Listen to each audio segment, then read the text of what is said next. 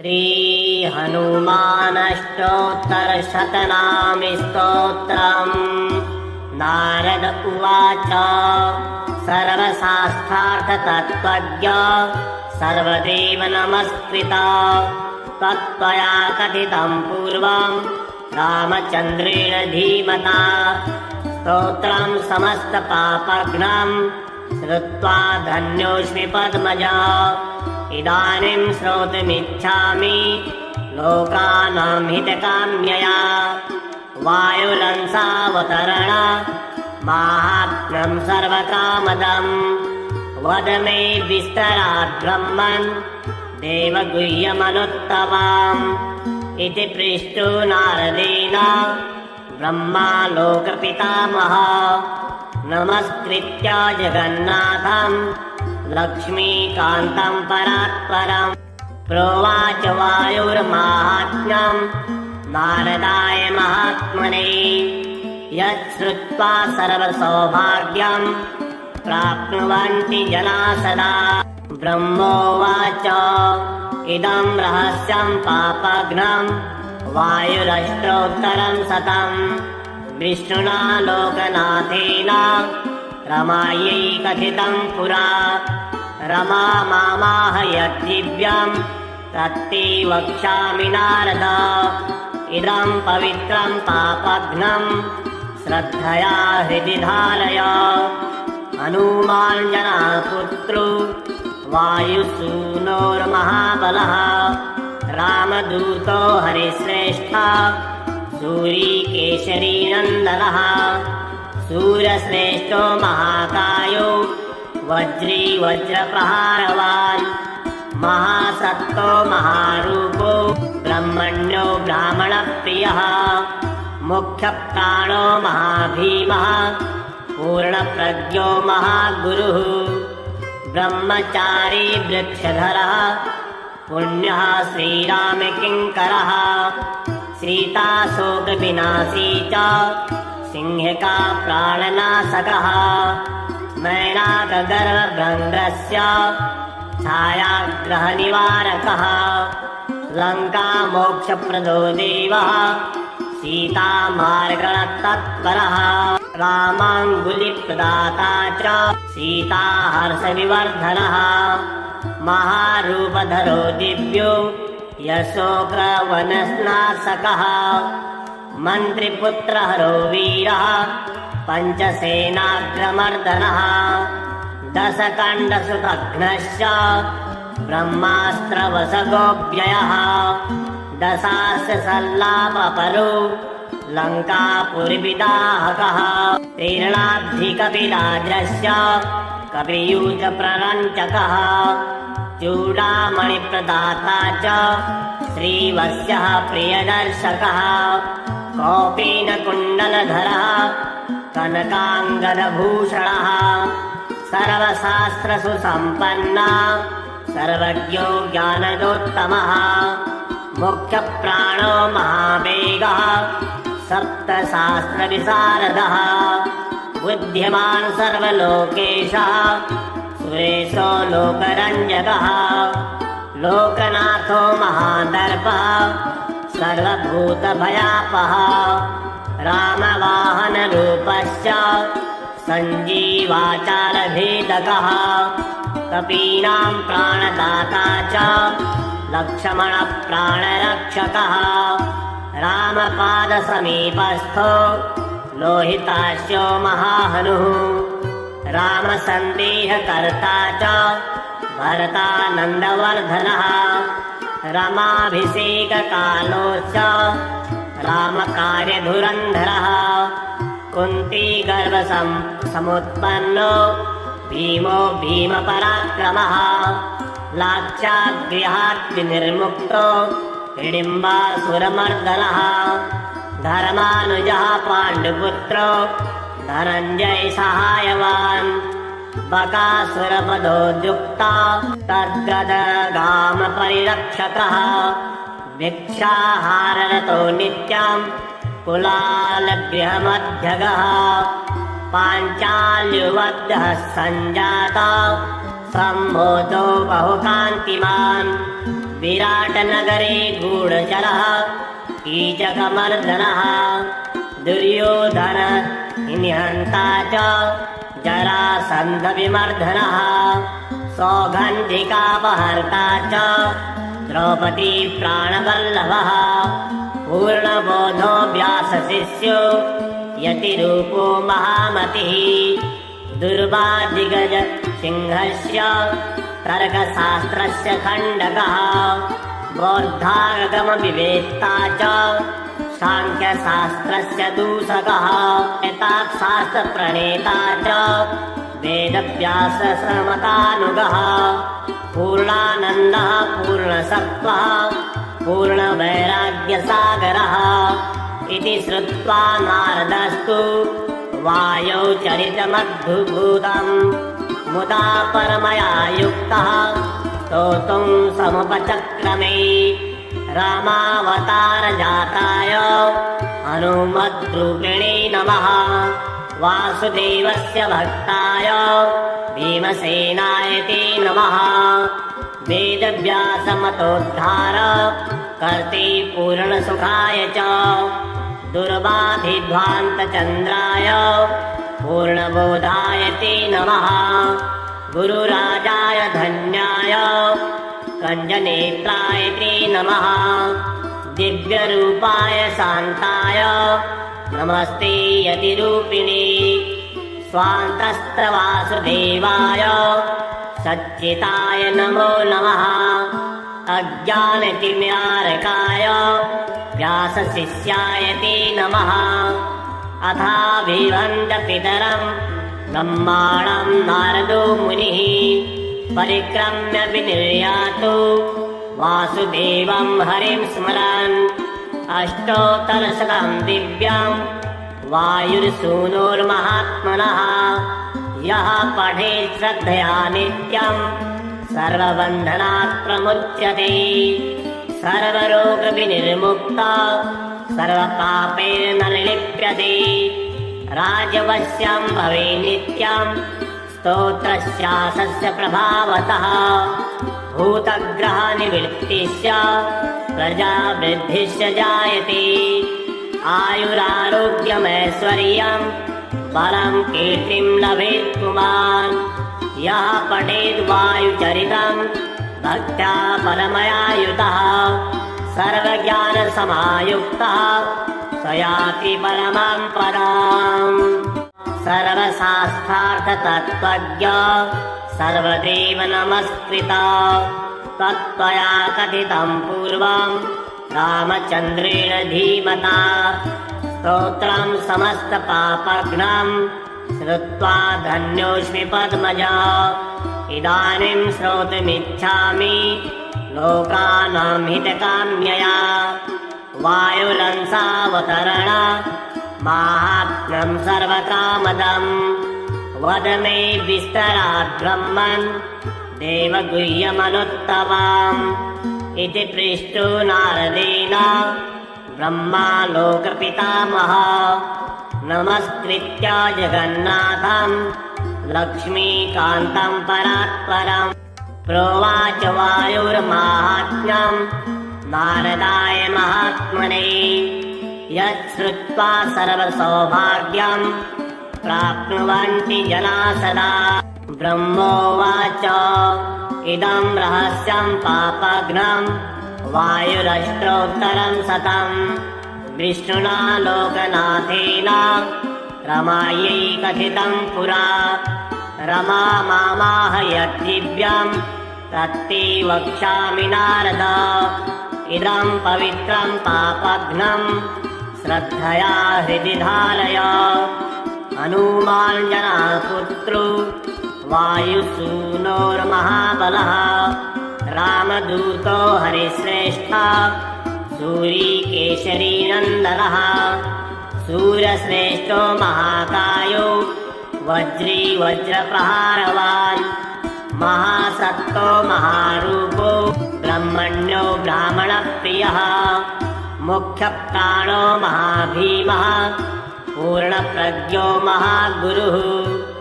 ब्रह्मचारी वृक्षधरः पुण्यः श्रीरामकिङ्करः सीताशोकविनाशी च सिंहिका प्राणनाशकः मैनाकगर्भभृङ्गस्य छायाग्रहनिवारकः लङ्कामोक्षप्रदो देवः सीतामार्गणतत्परः रामाङ्गुलिप्रदाता च सीताहर्षविवर्धनः महारूपधरो दिव्यो यशोग्रवनस्नाशकः मन्त्रिपुत्रहरो वीरः पञ्चसेनाग्रमर्दनः दशकण्डसुतघ्नश्च ब्रह्मास्त्रवशगोऽव्ययः दशास्य सल्लापपरो लङ्कापुरिविदाहकः तीर्णाब्धिकपिराजस्य कपियूथप्ररञ्चकः चूडामणिप्रदाता च श्रीवत्सः प्रियदर्शकः कौपीनकुण्डलधरः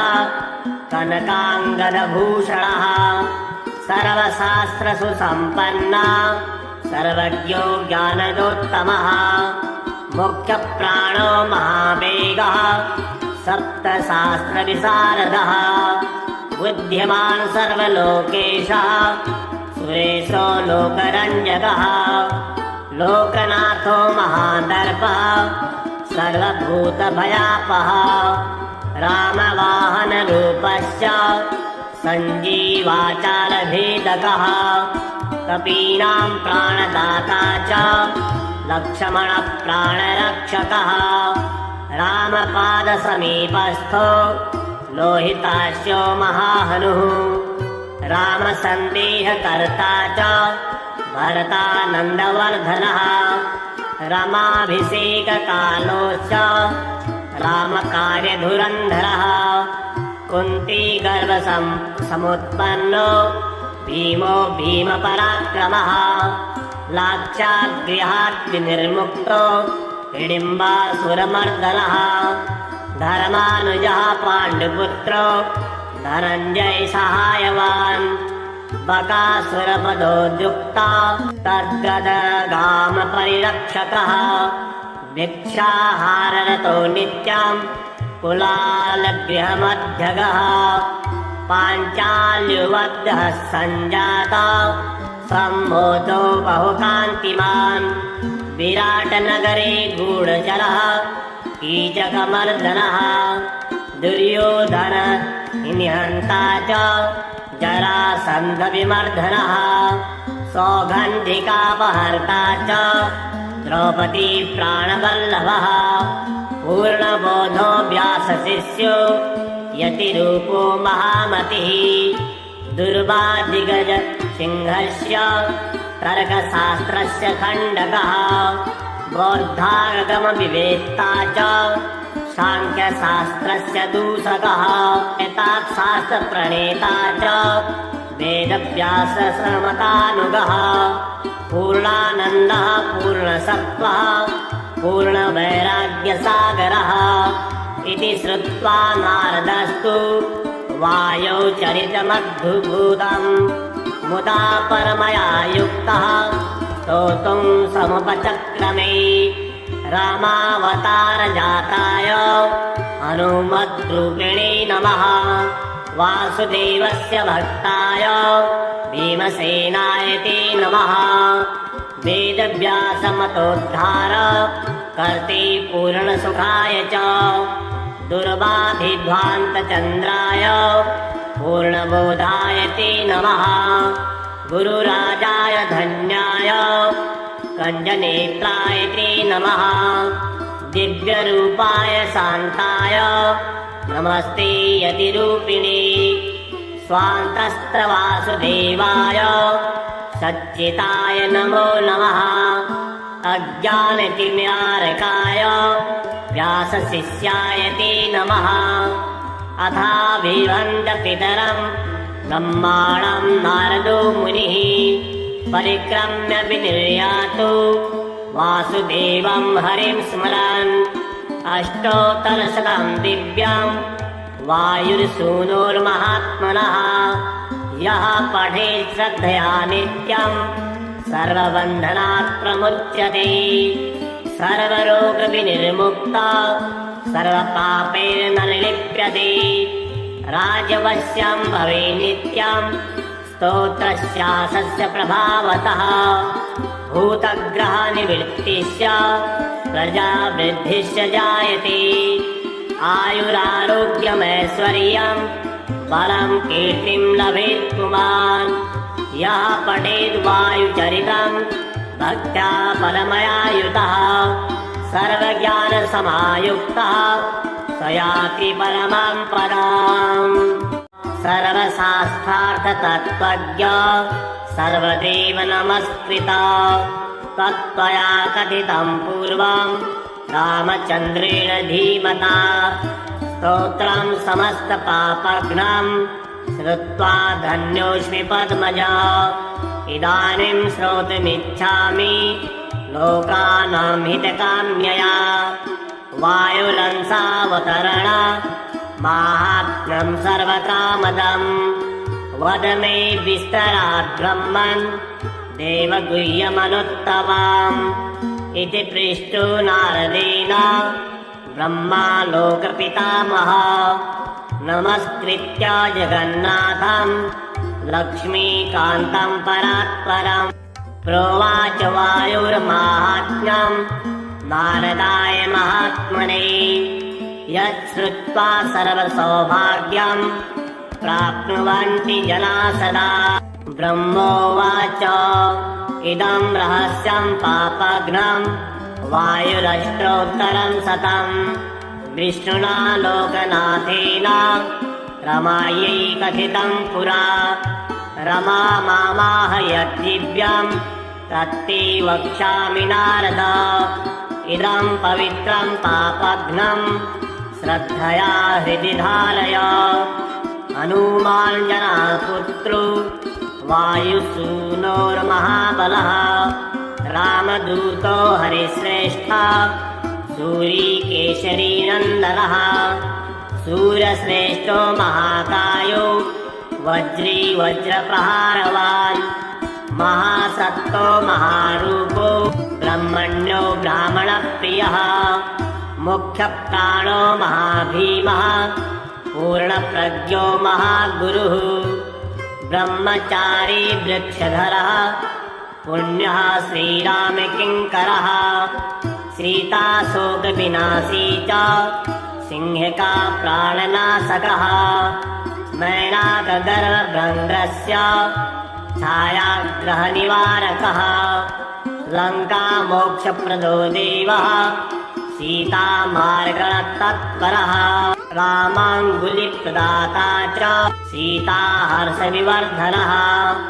महारूपधरो दिव्यो यशोकवनस्नाशकः मन्त्रिपुत्रहरो वीरः पञ्चसेनाग्रमर्दनः दशकण्डसुतघ्नश्च ब्रह्मास्त्रवशगोऽव्ययः दशास्य सल्लापपरो लङ्कापुरिविदाहकः तीर्णाब्धिकपिराजश्च कपियूथप्ररञ्चकः चूडामणिप्रदाता च श्रीवत्सः प्रियदर्शकः कौपीनकुण्डलधरः कनकाङ्गदभूषणः सर्वशास्त्रसुसम्पन्ना सर्वज्ञो ज्ञानदोत्तमः मुख्यप्राणो महावेगः सप्तशास्त्रविशारदः बुद्धिमान् सर्वलोकेशः सुरेशो लोकरञ्जकः लोकनाथो महादर्पः सर्वभूतभयापः रामवाहनरूपश्च सञ्जीवाचारभेदकः कपीनां प्राणदाता च लक्ष्मणप्राणरक्षकः रामपादसमीपस्थो लोहितास्यो महाहनुः रामसन्देहकर्ता च भरतानन्दवर्धनः रमाभिषेककालोश्च रामकार्यधुरन्धरः कुन्तीगर्भसमुत्पन्नो भीमो भीमपराक्रमः लाक्षागृहात् विनिर्मुक्तो हिडिम्बासुरमर्दनः धर्मानुजः पाण्डुपुत्रो धनञ्जय सहायवान् बकासुरपदोद्युक्ता तद्गदगामपरिरक्षकः भिक्षाहाररतो नित्यं कुलालगृहमध्यगः पाञ्चाल्युवद्यः सञ्जाता सम्मोदो बहुकान्तिमान् विराटनगरे गूढचरः कीचकमर्दनः दुर्योधन निहन्ता च जरासन्धविमर्दनः सौगन्धिकापहर्ता च द्रौपदी प्राणवल्लभः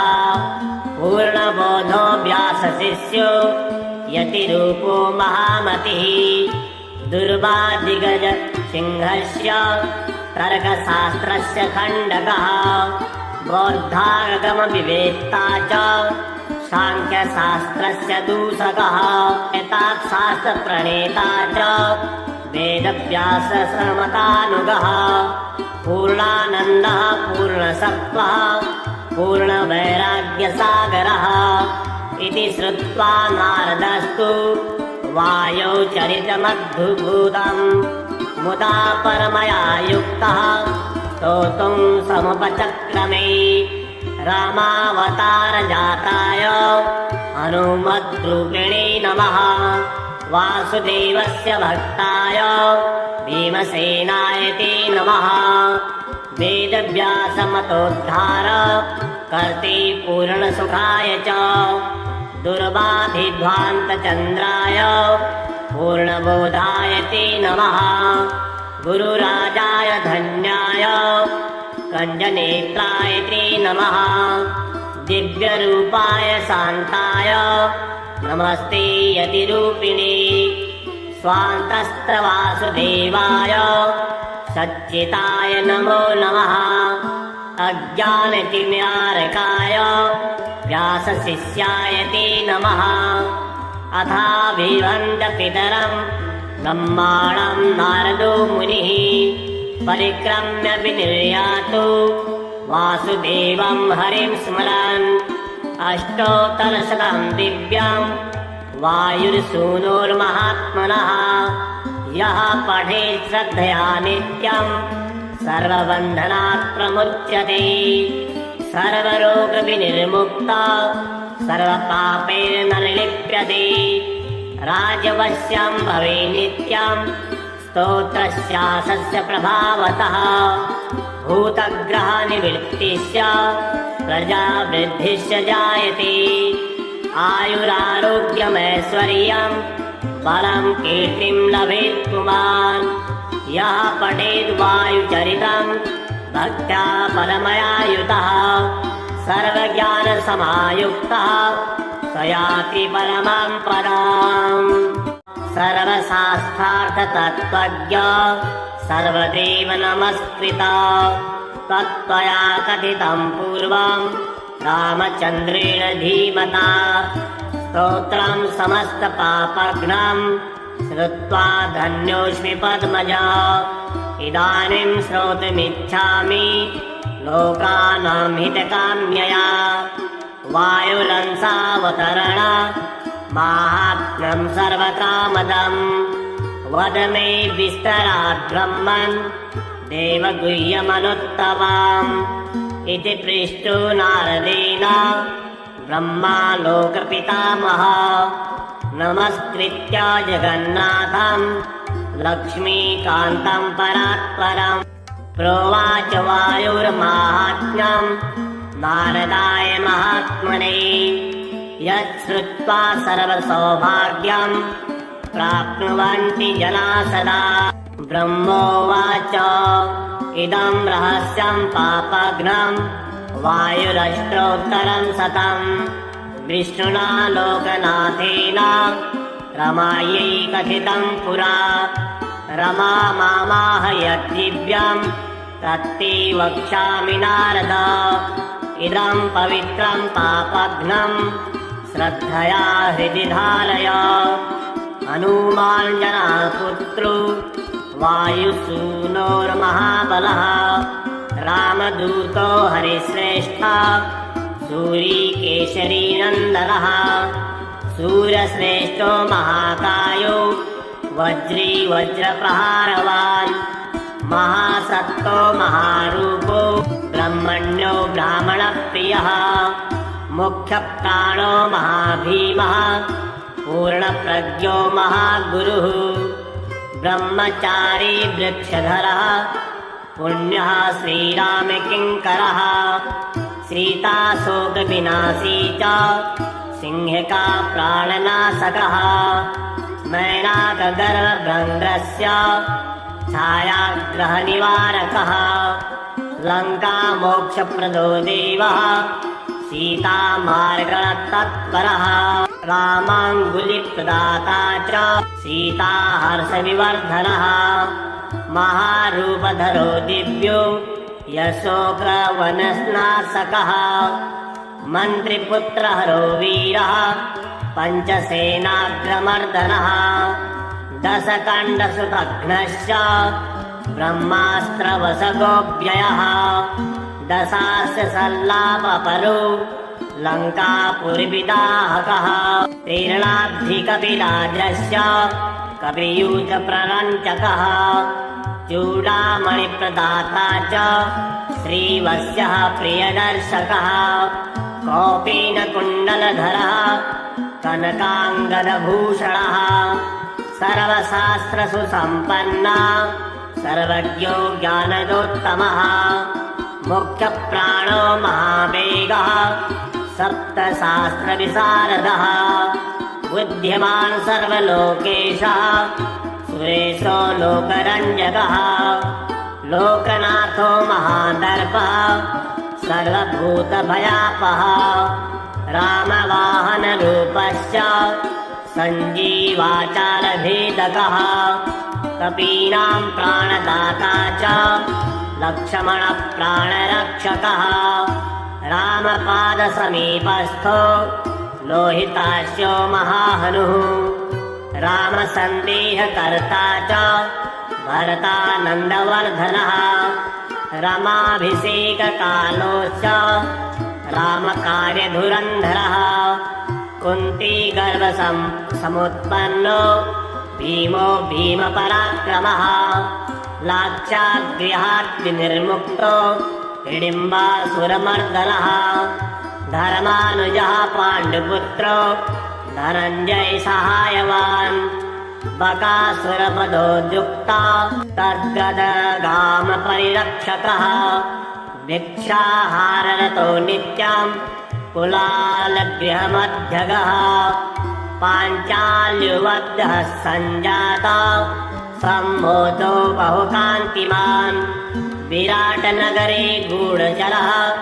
कीचकमर्दनः दुर्योधन निहन्ता च जरासन्धविमर्दनः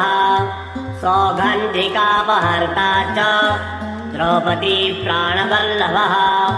पूर्णबोधो व्यासशिष्यो यतिरूपो महामतिः दुर्वादिगज सिंहस्य तर्कशास्त्रस्य खण्डकः बौद्धागमविवेत्ता च साङ्ख्यशास्त्रस्य दूषकः एताशास्त्रप्रणेता च वेदव्याससमतानुगः पूर्णानन्दः पूर्णसत्त्वः पूर्णवैराग्यसागरः इति श्रुत्वा नारदस्तु वायौ चरितमद्भुतम् मुदा परमया युक्तः स्तोतुं समुपचक्रमे रामावतारजाताय हनुमद्रूपिणे नमः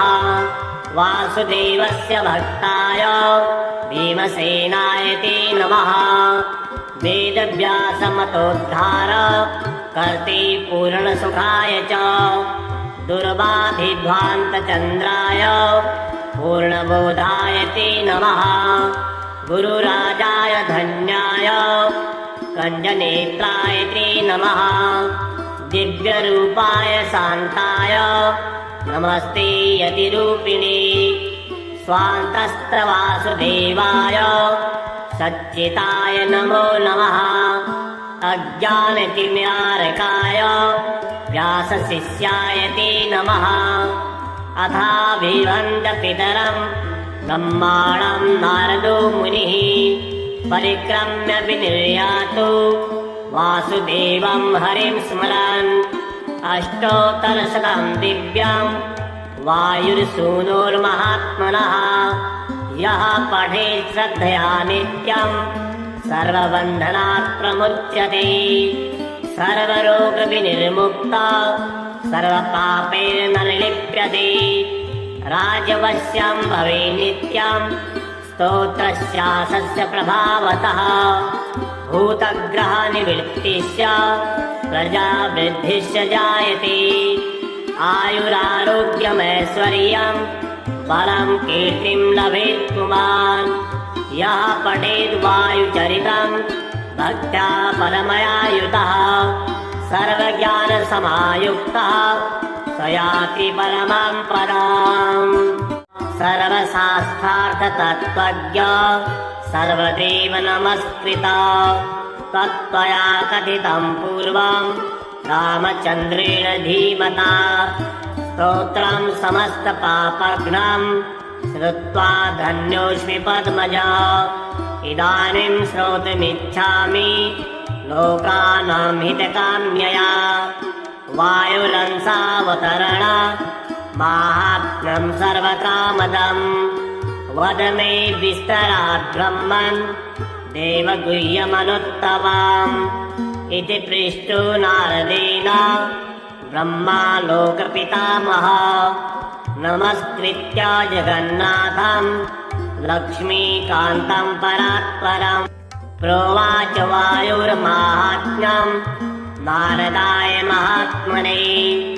यच्छ्रुत्वा सर्वसौभाग्यं प्राप्नुवन्ति जनाः सदा। ब्रह्मोवाच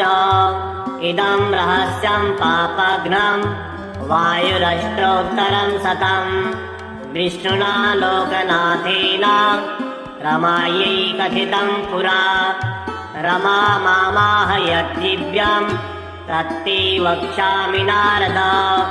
इदं पवित्रं पापघ्नं श्रद्धया हृदि धारय। हनुमान् जनापुत्रो वायुसूनोर्महाबलः। रामदूतो हरिश्रेष्ठः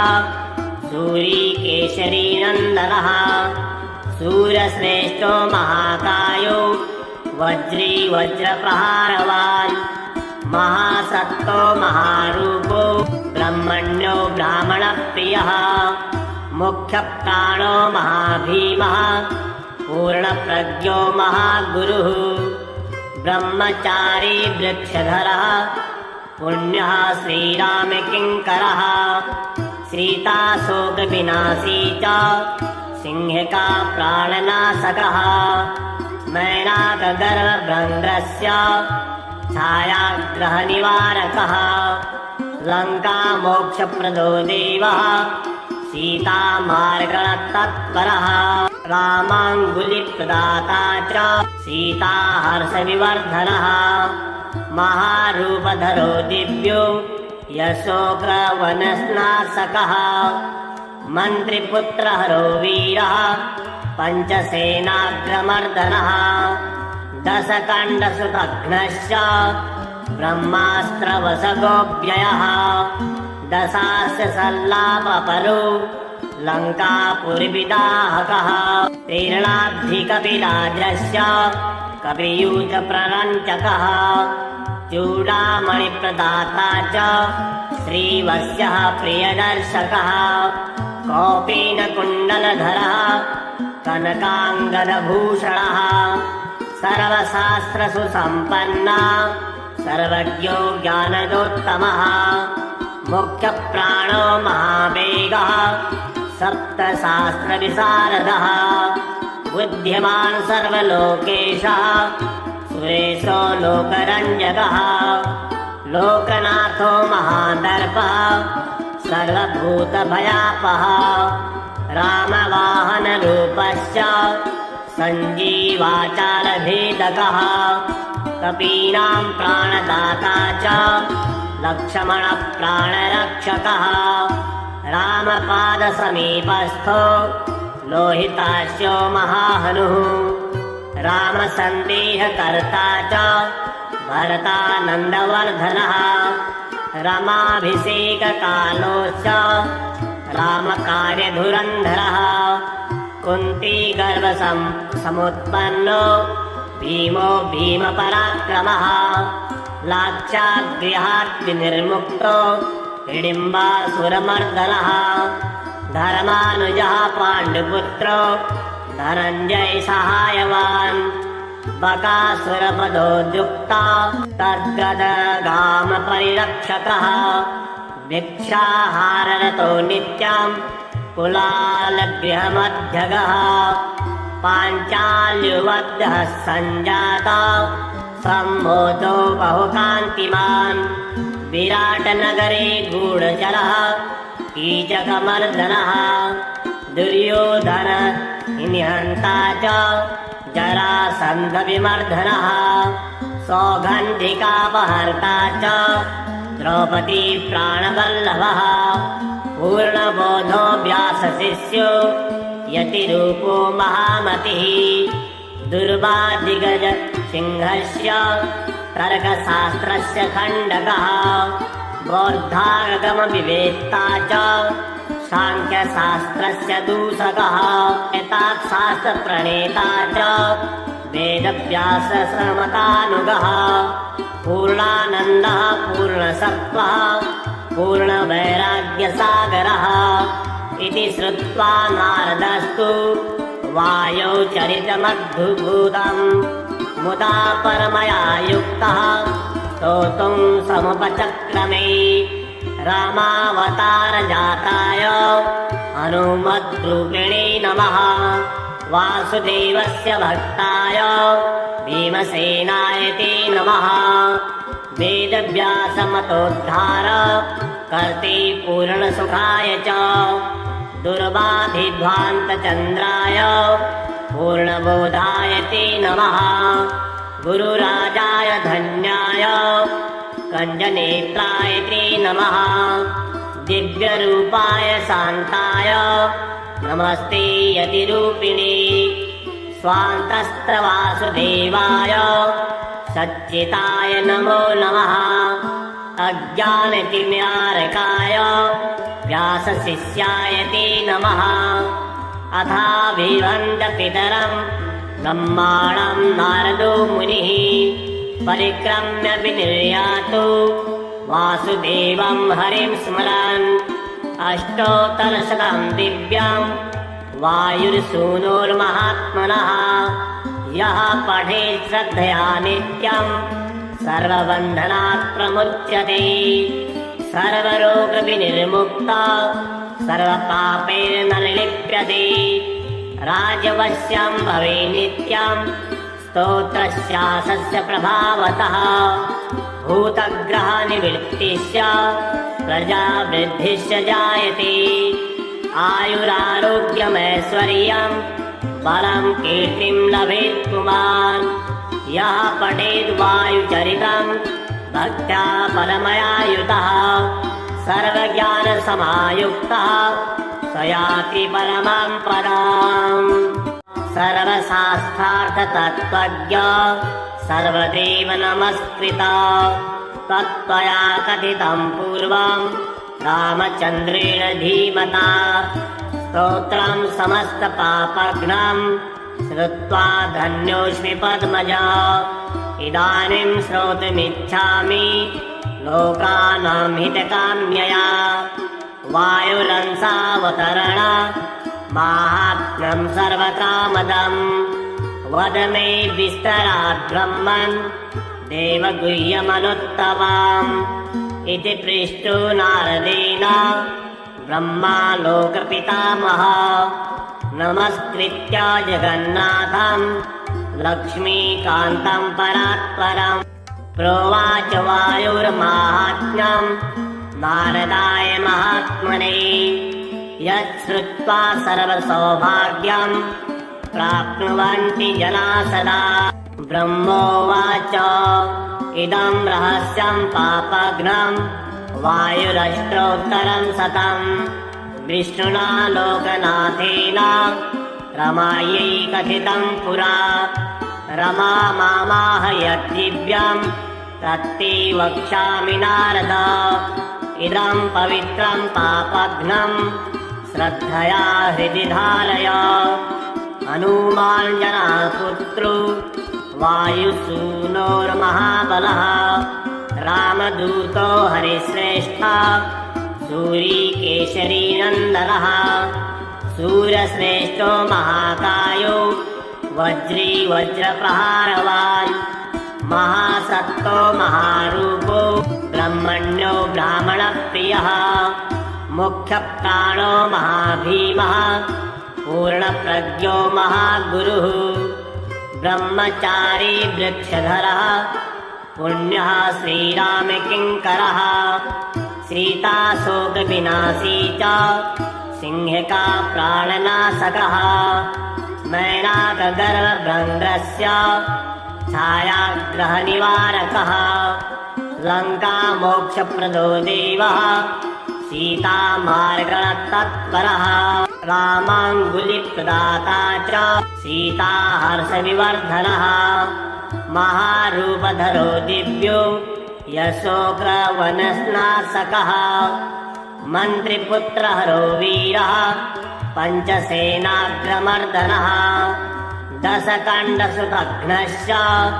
ब्रह्मास्त्रवशगोऽव्ययः दशास्य सल्लापपरो लङ्कापुरिविदाहकः तीर्णाब्धिकपिराजस्य कपियूथप्ररञ्चकः चूडामणिप्रदाता च श्रीवत्सः प्रियदर्शकः कौपीनकुण्डलधरः कनकाङ्गदभूषणः सर्वशास्त्रसुसम्पन्नः सर्वज्ञो ज्ञानदोत्तमः मुख्यप्राणो महावेगः सप्तशास्त्रविशारदः बुद्धिमान् सर्वलोकेशः सुरेशो लोकरञ्जकः लोकनाथो महादर्पः सर्वभूतभयापः रामवाहनरूपश्च सञ्जीवाचालभेदकः कपीनां प्राणदाता च लक्ष्मणप्राणरक्षकः रामपादसमीपस्थो लोहितास्यो महाहनुः रामसन्देहकर्ता च भरतानन्दवर्धनः रमाभिषेककालोश्च रामकार्यधुरन्धरः कुन्तीगर्भसमुत्पन्नो भीमो भीमपराक्रमः लाक्षागृहात् विनिर्मुक्तो हिडिम्बासुरमर्दनः धर्मानुजः पाण्डुपुत्रो धनञ्जय सहायवान् बकासुरपदोद्युक्ता तद्गदगामपरिरक्षकः भिक्षाहाररतो नित्यं कुलालगृहमध्यगः पाञ्चाल्युवद्यः सञ्जाता सम्मोदो बहुकान्तिमान् विराटनगरे गूढचरः कीचकमर्दनः दुर्योधन निहन्ता च जरासन्धविमर्दनः सौगन्धिकापहर्ता च द्रौपदी प्राणवल्लभः पूर्णबोधो व्यासशिष्यो यतिरूपो महामतिः दुर्वादिगज सिंहस्य तर्कशास्त्रस्य खण्डकः बौद्धागमविवेत्ता च साङ्ख्यशास्त्रस्य दूषकः एताशास्त्रप्रणेता च वेदव्याससमतानुगः पूर्णानन्दः पूर्णसत्त्वः पूर्णवैराग्यसागरः इति श्रुत्वा नारदस्तु वायौ चरितमद्भुतम् मुदा परमया युक्तः स्तोतुं समुपचक्रमे रामावतारजाताय हनुमद्रूपिणे नमः वासुदेवस्य भक्ताय भीमसेनाय ते नमः वेदव्यासमतोद्धार कर्ते पूर्णसुखाय च दुर्वाभिध्वान्तचन्द्राय पूर्णबोधाय ते नमः गुरुराजाय धन्याय कञ्जनेत्राय ते नमः दिव्यरूपाय शान्ताय नमस्ते यतिरूपिणे स्वान्तस्त्रवासुदेवाय सच्चिताय नमो नमः अज्ञानतिम्यारकाय व्यासशिष्याय ते नमः अथाभिवन्द्यपितरम् ब्रह्माणं नारदो मुनिः परिक्रम्य विनिर्यातु वासुदेवं हरिं स्मरन् अष्टोत्तरशतं दिव्यं वायुर्सूनुर्महात्मनः यः पठेत् श्रद्धया नित्यं सर्वबन्धनात् प्रमुच्यते सर्वरोगविनिर्मुक्ता सर्वपापैर्न लिप्यते राजवश्यं भवे नित्यं स्तोत्रस्यासस्य प्रभावतः भूतग्रहनिवृत्तिश्च प्रजावृद्धिश्च जायते आयुरारोग्यमैश्वर्यं बलं कीर्तिं लभेत् पुमान् यः पठेद् वायुचरितं भक्त्या परमयायुतः सर्वज्ञानसमायुक्तः स याति परमं पदम् सर्वशास्त्रार्थतत्त्वज्ञ सर्वदेव नमस्कृता तत्त्वया कथितं पूर्वं रामचन्द्रेण धीमता स्तोत्रं समस्तपापघ्नं श्रुत्वा धन्योऽस्मि पद्मजा इदानीं श्रोतुमिच्छामि लोकानां हितकाम्यया वायुरंसावतरण माहात्म्यं सर्वकामदं वद मे विस्तरात् ब्रह्मन् देवगुह्यमनुत्तमाम् इति पृष्टो नारदेन ब्रह्मा लोकपितामहः नमस्कृत्य जगन्नाथं लक्ष्मीकान्तं परात्परम् प्रोवाच वायुर्माहात्म्यं नारदाय महात्मने यच्छ्रुत्वा सर्वसौभाग्यं प्राप्नुवन्ति जनाः सदा ब्रह्मोवाच इदं रहस्यं पापघ्नं वायुरष्टोत्तरं शतं विष्णुना लोकनाथेन रमायै कथितं पुरा रमा मामाह यद्दिव्यं तत्ते वक्ष्यामि नारद इदं पवित्रं पापघ्नं श्रद्धया हृदि धारय हनुमान् जनापुत्रो वायुसूनोर्महाबलः रामदूतो हरिश्रेष्ठः सूरीकेशरीनन्दनः सूर्यश्रेष्ठो महाकायो वज्री वज्रप्रहारवान् महासत्तो महारूपो ब्रह्मण्यो ब्राह्मणप्रियः मुख्यप्राणो महाभीमः पूर्णप्रज्ञो महागुरुः ब्रह्मचारी वृक्षधरः पुण्यः श्रीरामकिङ्करः सीताशोकविनाशी च सिंहिका प्राणनाशकः मैनाकगर्भभ्रङ्गस्य छायाग्रहनिवारकः लङ्कामोक्षप्रदो देवः सीतामार्गणतत्परः रामाङ्गुलिप्रदाता च सीताहर्षविवर्धनः महारूपधरो दिव्यो यशोकवनस्नाशकः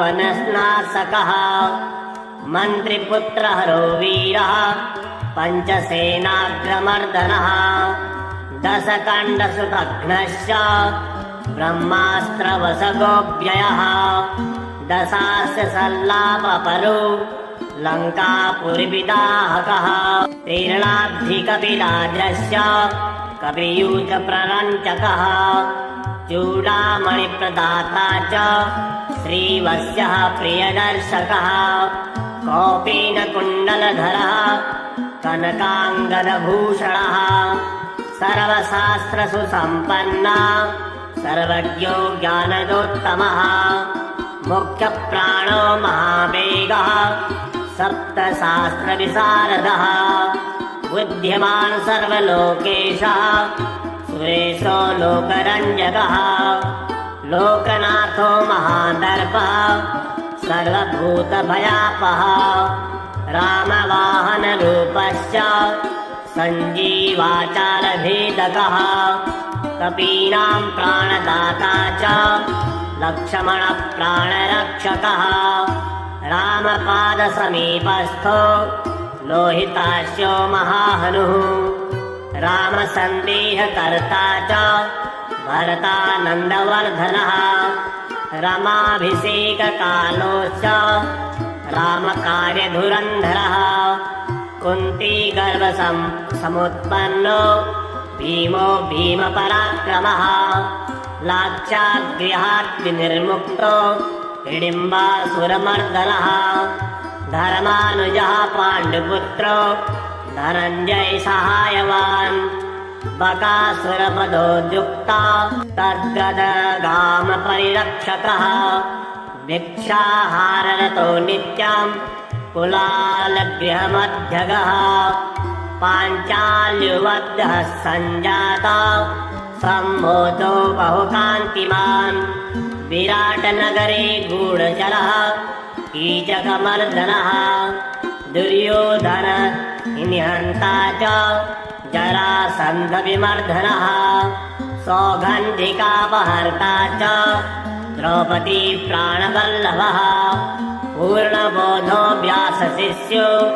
यतिरूपो महामतिः दुर्वादिगज सिंहस्य तर्कशास्त्रस्य खण्डकः बौद्धागमविवेत्ता च सांख्यशास्त्रस्य दूषकः एताशास्त्रप्रणेता च वेदव्याससमतानुगः पूर्णानन्दः पूर्णसत्त्वः पूर्णवैराग्यसागरः इति श्रुत्वा नारदस्तु वायौ चरितमद्भुतम् मुदा परमया युक्तः स्तोतुं समुपचक्रमे रामावतारजाताय हनुमद्रूपिणे नमः वासुदेवस्य भक्ताय भीमसेनाय ते नमः वेदव्यासमतोद्धार कर्ते पूर्णसुखाय च दुर्वाधिध्वान्तचन्द्राय पूर्णबोधाय ते नमः गुरुराजाय धन्याय कञ्जनेत्राय ते नमः दिव्यरूपाय शान्ताय नमस्ते यतिरूपिणे स्वान्तस्त्रवासुदेवाय सच्चिताय नमो नमः अज्ञानतिम्यारकाय व्यासशिष्याय ते नमः अथाभिवन्द्यपितरम् ब्रह्माणं नारदो मुनिः परिक्रम्य विनिर्यातु वासुदेवं हरिं स्मरन् अष्टोत्तरशतं दिव्यं वायुर्सूनोर्महात्मनः यः पठेत् श्रद्धया नित्यं सर्वबन्धनात् प्रमुच्यते सर्वरोगविनिर्मुक्ता सर्वपापैर्नलिप्यते राजवश्यं भवे नित्यं स्तोत्रस्यासस्य प्रभावतः भूतग्रहनिवृत्तिश्च प्रजावृद्धिश्च जायते आयुरारोग्यमैश्वर्यं बलं कीर्तिं लभेत् पुमान्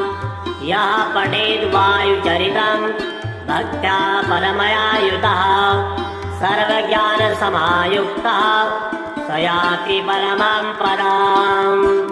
सर्वशास्त्रार्थतत्त्वज्ञ सर्वदेव नमस्कृता तत्त्वया कथितं पूर्वं रामचन्द्रेण धीमता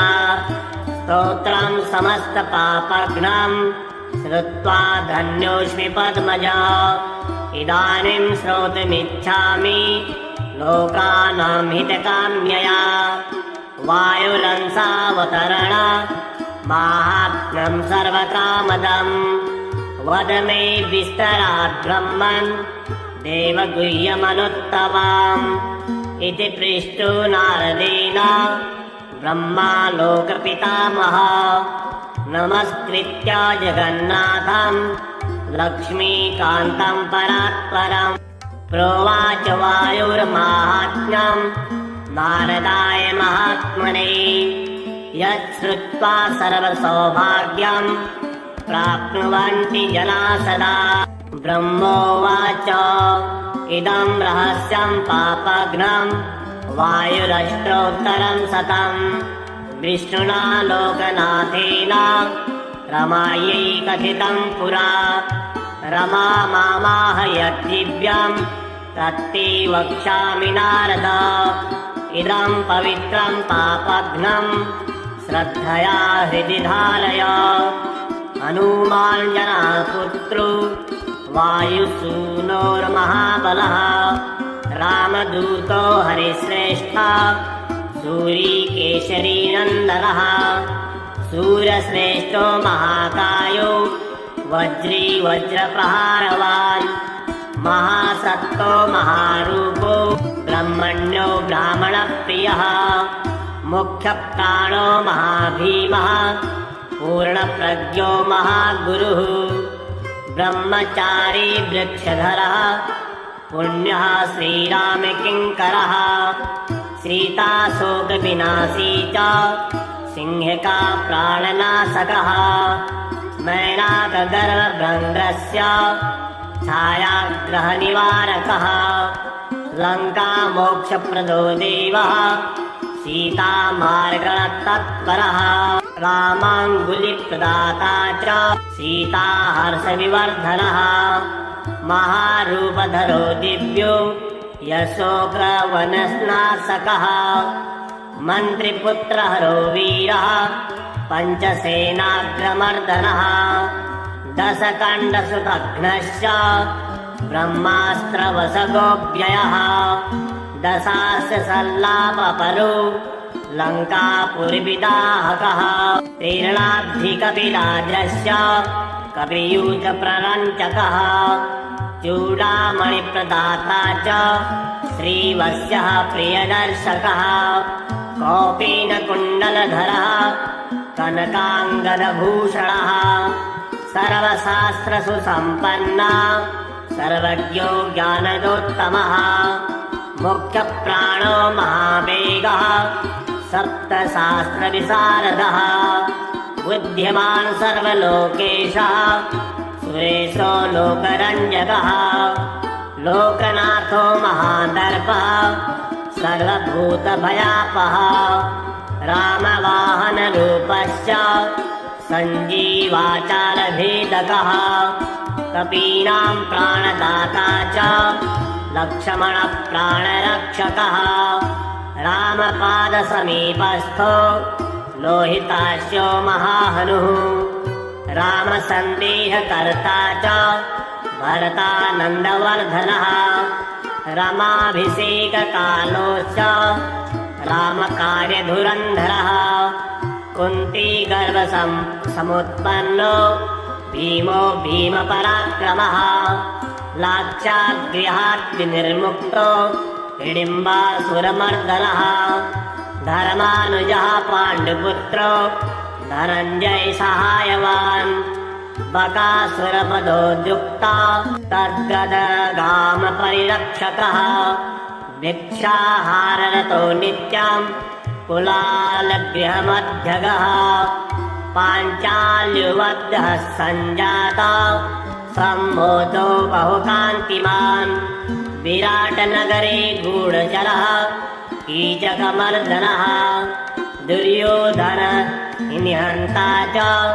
जरासन्धविमर्दनः सौगन्धिकापहर्ता च द्रौपदी प्राणवल्लभः पूर्णबोधो व्यासशिष्यो यतिरूपो महामतिः दुर्वादिगज सिंहस्य तर्कशास्त्रस्य खण्डकः बौद्धागमविवेत्ता च साङ्ख्यशास्त्रस्य दूषकः एतात्शास्त्रप्रणेता च वेदव्याससमतानुगः